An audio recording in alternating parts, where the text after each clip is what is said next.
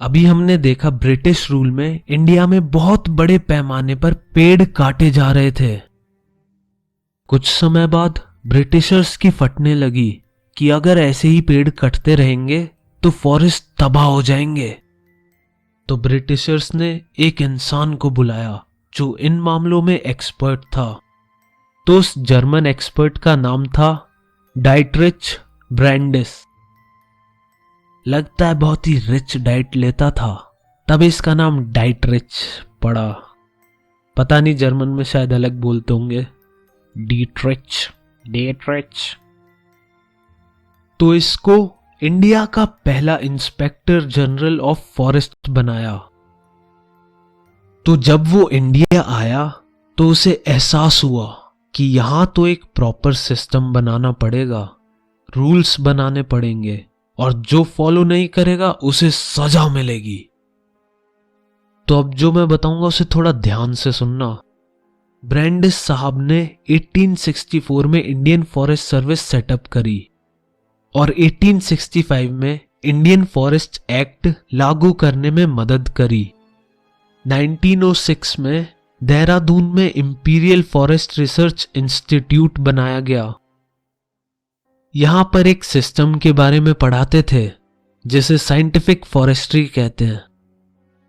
इसकी डेफिनेशन जरा अच्छे से समझ लो। साइंटिफिक फॉरेस्ट्री एक ऐसा सिस्टम था जिसमें पेड़ों को काटना फॉरेस्ट डिपार्टमेंट के कंट्रोल में था। पुराने पेड़ काटने पर नए पेड़ उगा दिए जाते थे। नेचुरल फॉरेस्ट में कई टाइप के पेड़ थे, उन सब को काटकर सिर्फ एक टाइप के पेड़ उगाए गए और वो भी स्ट्रेट रोज में, यानी सीधी लाइन में। इसे प्लांटेशन कहते हैं।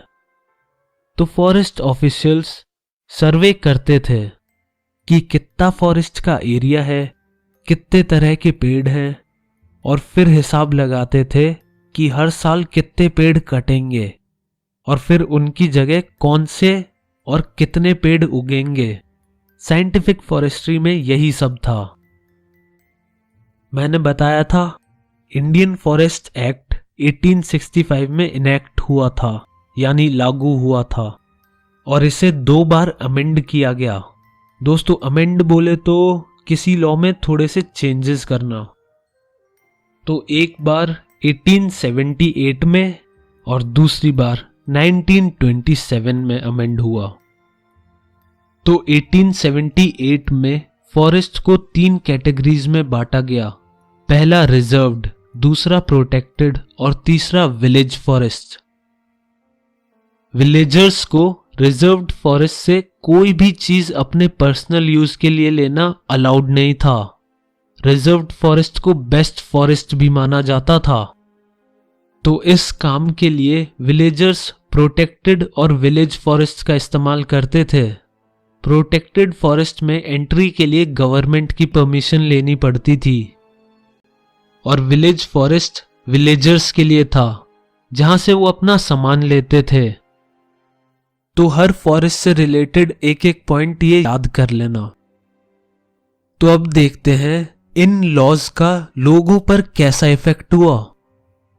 उससे पहले उनके सुखद जीवन के बारे में थोड़ा सा जान लेते हैं, यानी लॉज से पहले वो फॉरेस्ट को कैसे यूज करते थे। तो भाई, इस क्वेश्चन के आंसर में भी 5 पॉइंट्स हैं। वैसे हैं तो बहुत ही इजी से। तो पहला है, वो फॉरेस्ट से फ्रूट्स और ट्यूबर्स लेते थे जिनमें बहुत सारा न्यूट्रिशन होता था। अब तुम सोच रहे होगे यार ये ट्यूबर क्या चीज है। ट्यूबर उन प्लांट्स की रूट्स को कहते हैं जिनमें खाना स्टोर होता है। जैसे पोटैटो प्लांट में पोटैटो रूट में उगता है, तो रूट को ट्यूबर कहते हैं। दूसरा, वो लोग फॉरेस्ट से मेडिसिन्स भी लेके आते थे। जैसे देसी नुस्खे टाइप्स होते हैं कि ये लगा लो या वो लगा लो तो सही हो जाएगा। तो फॉरेस्ट से उन्हें मेडिसिन्स भी मिलती थी। तीसरा, उन्हें फॉरेस्ट से वुड भी मिलती थी जो उनके बहुत काम आती थी। अब वुड तो यार हर एक जगह काम आती है, जैसे वुड की चीजें बनाने में या फिर लकड़ी में आग लगा के खाना वाना बनाने में। और वुड से वो एग्रीकल्चरल टूल्स भी बनाते थे, जैसे योक और प्लॉग। चौथा, उन्हें जंगल से बैम्बू भी मिलता था जिससे वो फेंसिंग करते थे और बास्केट और अम्ब्रेला जैसी चीजें बनाते थे। पांचवा सुनो, इंटरेस्टिंग भी है। अपने बचपन के दुश्मन लॉकी को तो जानते ही होगे। पहले लोग लॉकी को ऊपर से काट देते थे और फिर उसे खोखला बनाकर उसे सुखा देते थे।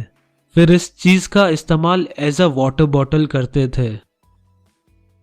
छठा पॉइंट, वो लीव्स को एक साथ स्टिच करके डिस्पोजेबल प्लेट्स और कप्स बनाते थे।